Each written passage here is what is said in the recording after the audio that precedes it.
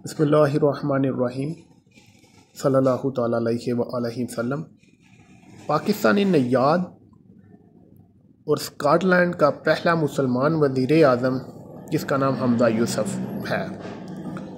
आज हम हमजा यूसुफ साहब इनकी कामयाबी के बारे में बातचीत करेंगे। हमजा यूसुफ साहब पाकिस्तानी नैयाद हैं और ये स्कॉटलैंड के मुंतखब होने वाले मुसलमान वज़ीर आज़म थे।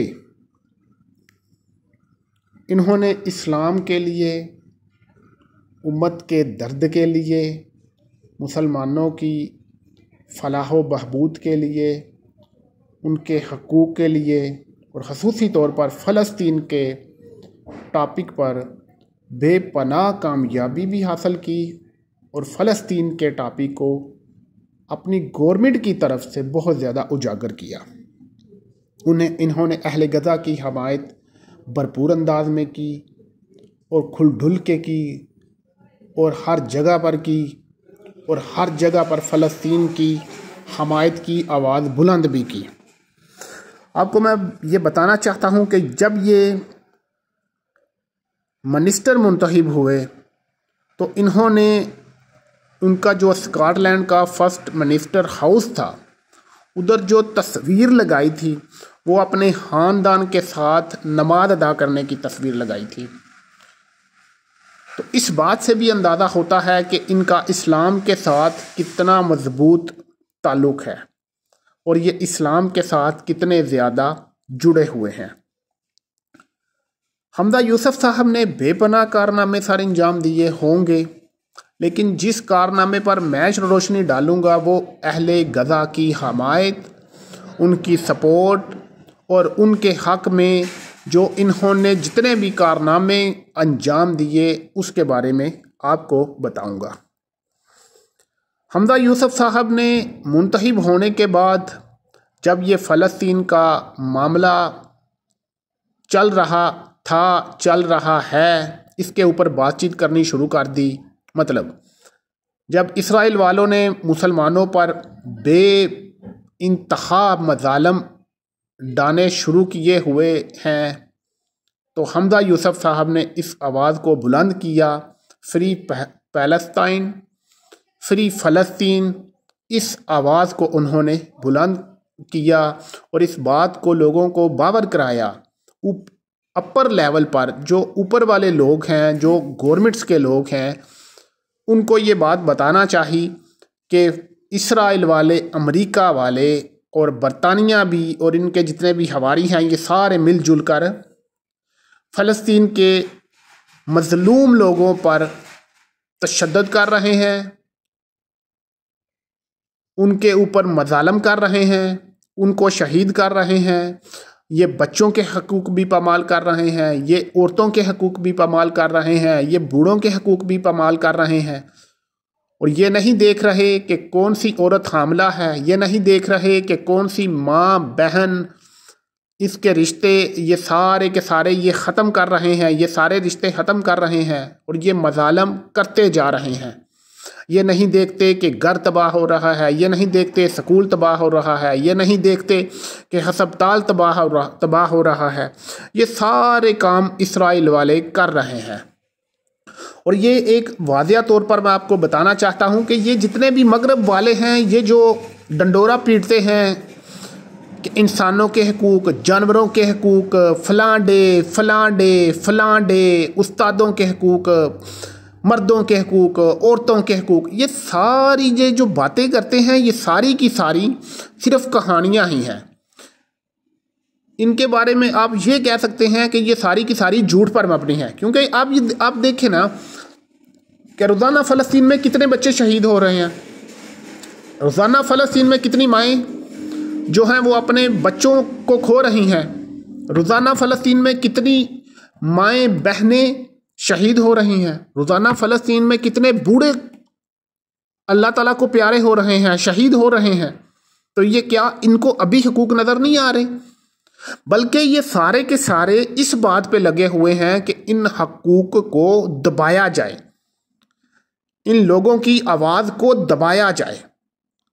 इन लोगों की आवाज़ को बाहर ना निकलने दिया जाए। ये सारे इस तरफ लगे हुए हैं। खैर, हमदा यूसुफ साहब ने मुंतहिब होकर अहले गज़ा की हमायत के लिए वाज़िया तौर पर कहा कि हम अहले गज़ा के लोगों को ये सहूलत अता करते हैं, ये सहूलत देना चाहते हैं कि हम जितने भी उधर बीमार लोग हैं, उसके बाद जिनके कुछ ना कुछ अज़ाओं को कुछ चोटें आई हैं, शदीद ज़ख्मी हैं, हम उनके इलाज मुआवजे के लिए उनको सहूलियात देना चाहते हैं। ये उन्होंने स्कॉटलैंड गवर्नमेंट की तरफ से ये ऐलान कर दिया। जब हमदा यूसुफ साहब ने ये ऐलान किया तो हमदा यूसुफ साहब के ख़िलाफ़ कंपेन तभी से शुरू हो चुकी थी कि ये स्कॉटलैंड क्या करने जा रहा है, फ़लस्तीन के हक़ में खुल के बोल रहा है। इन्होंने हमदा यूसुफ साहब के ख़िलाफ़ कंपेन शुरू कर दी। सेकंड काम जो हमदा यूसुफ साहब ने किया, उन्होंने बरतानवी पार्लियामेंट में ये करारदाद पेश की। अहले गज़ा की हमायत में और अहले फ़लस्तीन की हमायत में उन्होंने करारदाद पेश की। और ये तारीख़ में पहली दफ़ा हुआ था कि जब करारदाद पेश की गई तो स्पीकर उठ के चला गया कि ताकि वोटिंग ही ना करवाई जाए। तो आप इस बात से भी अंदाज़ा लगा सकते हैं कि ये ऊपर तक सारे के सारे एक हैं। ये जो मज़ालम कर रहे हैं ये सारे एक पेज पर हैं। हमदा यूसुफ साहब ने जो करारदाद पेश की, जंग बंदी की, स्पीकर उठ के चला गया, करारदाद पे वोटिंग ना हुई, लेकिन हमदा यूसुफ साहब इसके ऊपर काम करते रहे। उनकी नीयत अच्छी थी, नीयत अच्छी तो इंशाल्लाह आपको कामयाबी मिलेगी। अल्लाह करीम जी आपका ज़रूर साथ देंगे, अल्लाह करीम जी आपकी मदद करेंगे। तो हमदा यूसुफ साहब ने जब ये मज़ीद इस पे मेहनत की तो हमदा यूसुफ साहब की करारदाद को कामयाबी मिल गई। हमदा यूसुफ साहब की करारदाद को जब कामयाबी मिल गई जंग बंदी वाली, कि हमदा यूसुफ साहब के ख़िलाफ़ कंपेन और ज़्यादा तेज़ हो गई। हमदा यूसुफ साहब जब वज़ीर आज़म मुंतखब हुए थे तो उन्होंने एक और पार्टी से अलहाक किया हुआ था, क्योंकि हमदा यूसुफ साहब की पार्टी के वोट कम थे, सिर्फ एक वोट कम था, इन्होंने दूसरी पार्टी से अलहाक किया हुआ था। तो ये जितने भी इसराइल की लॉबी है, ये सारी अमेरिकन लॉबी, इन्होंने दूसरी पार्टी को हमदा यूसुफ साहब की पार्टी से अलहदा कर दिया और हमदा यूसुफ साहब के बरखिलाफ़ जो है वो तहरीक अदम इत्माद पेश कर दी गई।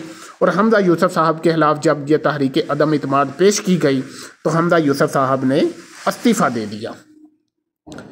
हमदा यूसुफ साहब ने इस्तीफ़ा दे दिया।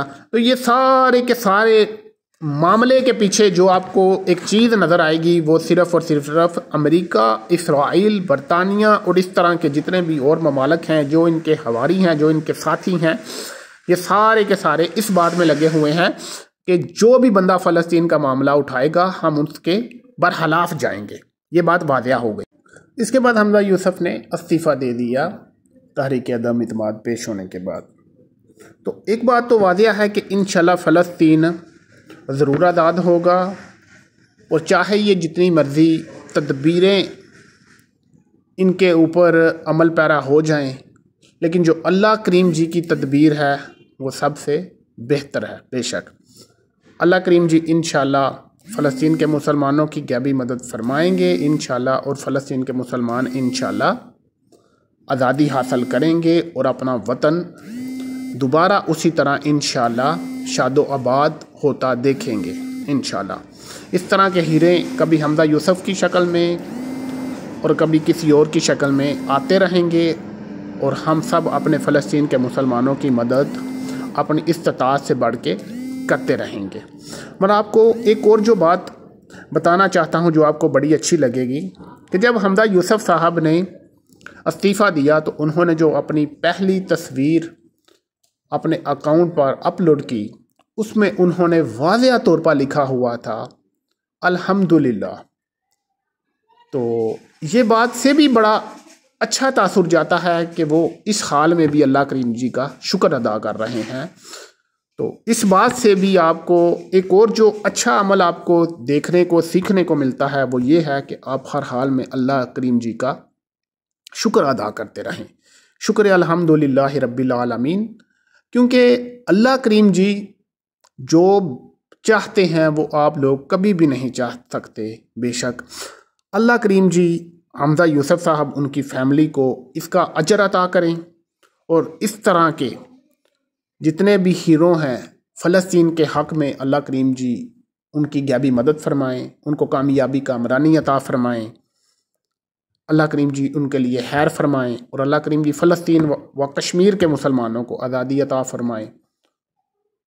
उनको डर से पाक, खौफ से पाक ज़िंदगी बसर करने की तौफीक अता फरमाएं, उनको इस्तकामत अता फरमाएं। अल्लाह करीम जी उनको मज़ीद सब्र अता फरमाएं, क्योंकि आप देख सकते हैं कि फ़लस्तीन के मुसलमान कैसा माशाल्लाह सब्र का मुजाहरा कर रहे हैं। आखिर पर हमजा यूसुफ के लिए भी, इस तरह के बाकी भी जितने भी हीरो हैं, उनके लिए अच्छी दुआएं, अच्छी नेक ख्वाहिशात, और ये भी कि अल्लाह करीम फ़लस्तीन को आज़ादी और कामयाबी कामरानी अता फ़रमाए। आमीन सुम आमीन या रब्बुल आलमीन।